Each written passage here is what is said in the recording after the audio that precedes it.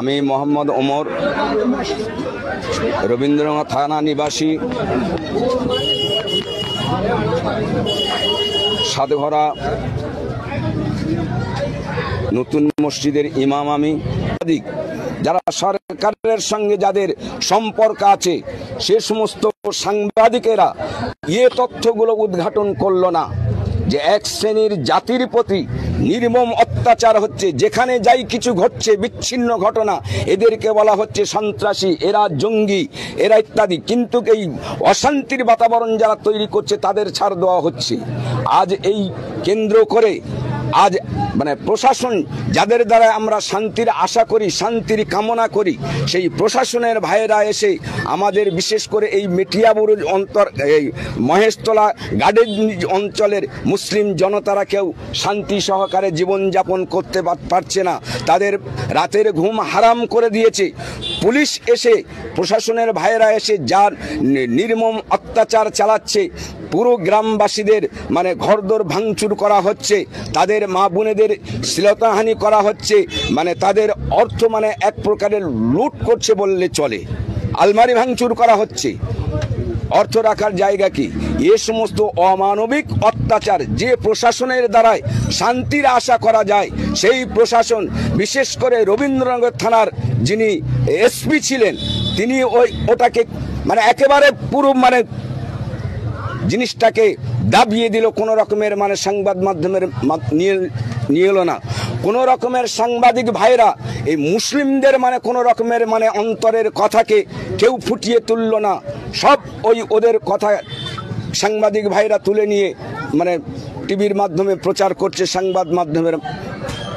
তো কথা হলে বিশেষ করে আমার এসপি, ডিএসপি এবং ডিএম এর কাছে করে আবেদন, আপনারা আসুন সরজমিনে, আপনারা দেখুন, এর তদন্ত নিন।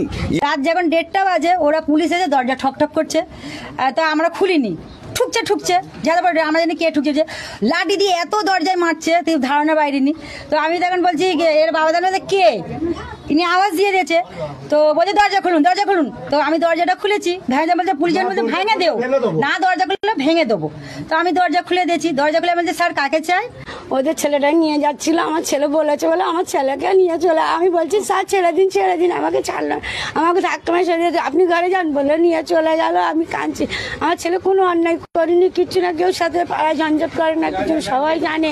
আর আমার বাড়িতে কেউ নেই, আমার একটুকু বাচ্চা, আমার স্বামী মারা গেছে, আমার কেউ রোজগারই নেই, আর আমি আর 4 দিন ধরে কিচ্ছু খেতে পারছি না, আমার বাচ্চাকে নিয়ে চলে গেছে। ঘরে ডিজাইন আমরা কাজ করি, আমি মানুষের বাড়ি কাজ করে খাই, 5 বাড়ি কাজ করি বাবু, ঝিগিরি করে খাই। আমি এবারে রাত্রে আমরা শুয়ে আছি, বাইরে ঝামেলা হয়েছে আমরা কিচ্ছু জানিনি। তো এবারে সবাই আমরা ঘুমাচ্ছি, রাত 1:30টার সময় এসে দৌড় ভেঙে পুলিশরা এবার দরজা ভেঙে দিচ্ছিল। এবারে আমার এই জামাই আর মেয়ে শুয়ে রয়েছে, নাতিটা, এবারে বলছে দরজা খোলো। এরা বলেছে যে কিসের জন্যে, বললেন আমরা পুলিশ। তো ওরা দরজা খুলে দিয়েছে, লাথি মারছে দৌড়ে ক্যাঁত করে দিতে। এবারে ওপরে গিয়ে আমি শুয়ে আছি, আমি এবারে এরম করছি, বলছে কেটে পুরো চুপ চুপ চুপ চুপ করছে। আমি বলি কে তোমরা? বলে পুলিশ। বলি কেন? বলে আমরা এসছি, তুলতে এসছি। বলি কেন, কি হয়েছে? কিচ্ছু জানি না বাবু, কিচ্ছু জানি।